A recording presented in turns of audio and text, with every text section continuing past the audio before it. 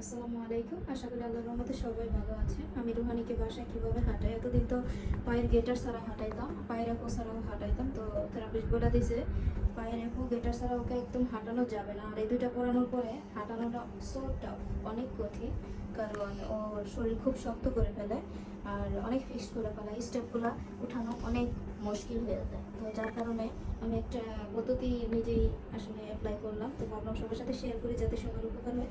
আর most important কথা, আমি কিন্তু কোমরে বেল্ট পরে নিছি, কারণ আমার কোমরের সমস্যা হচ্ছে, পায়েও সমস্যা হয়। তো আপনারাও যদি কোনো মার সমস্যা হয়ে থাকে, বাচ্চাকে হাঁটাতে যে কোনো ব্যথা, তো তারাও বেল্ট পরে নেবেন। সেকেন্ড, আমি একটা উন্না নিছি। উন্না নিছি কেন?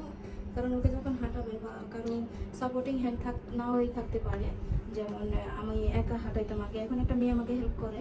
বাট যারা একা হাঁটাবেন তাদের জন্য বলছি, বাচ্চা তো ঝুঁকে পড়ে। তো কী করা যায়, একটা উন্না ইউজ করবেন। উন্না দিয়ে